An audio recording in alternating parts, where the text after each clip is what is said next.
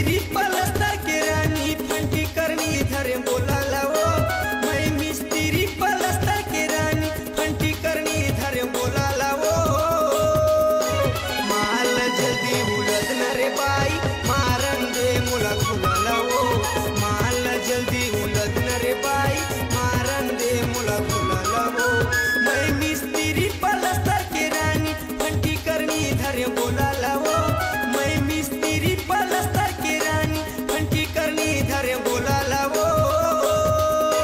माल जल्दी उलद न रे बाई मारन दे मुला खुलाला वो। माल जल्दी उलद न रे बाई